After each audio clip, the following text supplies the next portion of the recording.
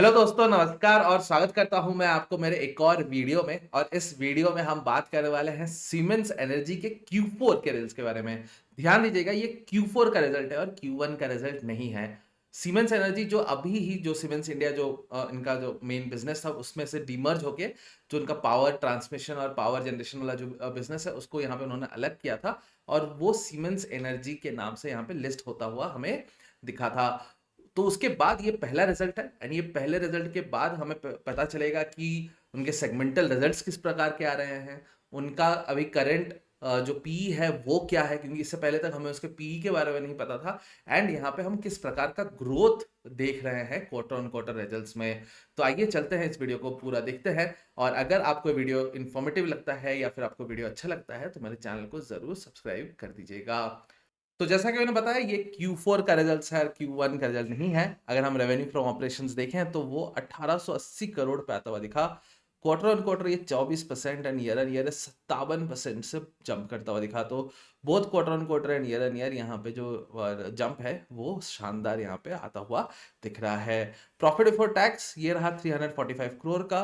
Quarter on quarter ये 11% and year ये 41% से जंप करता हुआ दिख रहा है।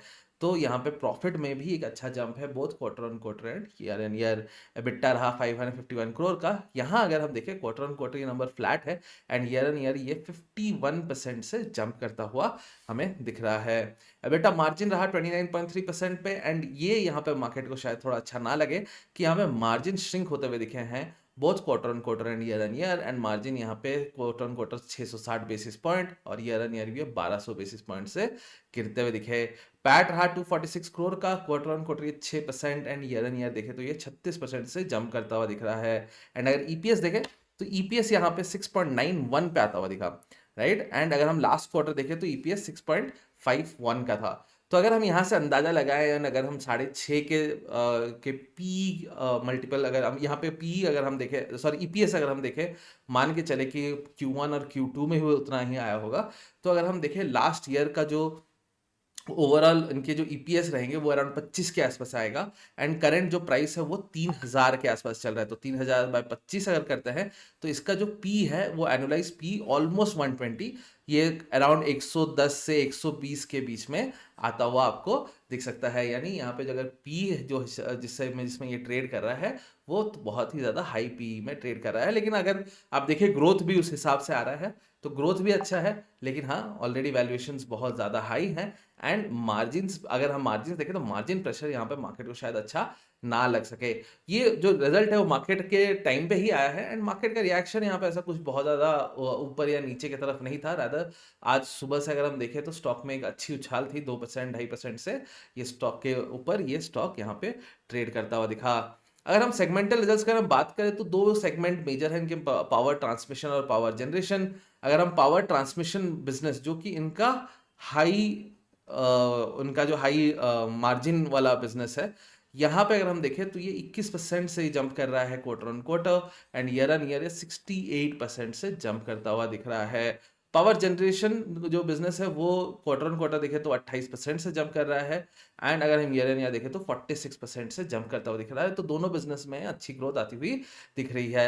लेकिन अगर हम प्रॉफिट की अगर बात करें तो पावर ट्रांसमिशन वाले बिजनेस में 21% से क्वार्टर ऑन क्वार्टर इनका प्रॉफिट ग्रोथ कर रहा है एंड 61% से ईयर। लेकिन इनका जो पावर जनरेशन बिजनेस है वो यहाँ पे थोड़ा सा, अगर हम देखें तो थोड़ा सा थोड़ा यहाँ पे वीकर दिख रहा है, 11% से गिरता हुआ दिख रहा है यहाँ पे quarter on quarter and year भी 1.5% से, जो कि बहुत ज़्यादा बड़ा नहीं है लेकिन फिर भी यहाँ पे जो उनका, लेकिन अच्छी बात यह है कि ये उनके लो मार्जिन बिजनेस में ही आता है एंड उसका जो कंट्रीब्यूशन है इतना ज़्यादा है नहीं।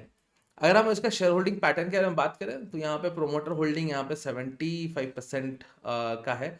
एफ आई आई में मैंने यहाँ पे 8.5% का ओवरऑल होल्डिंग रखा है।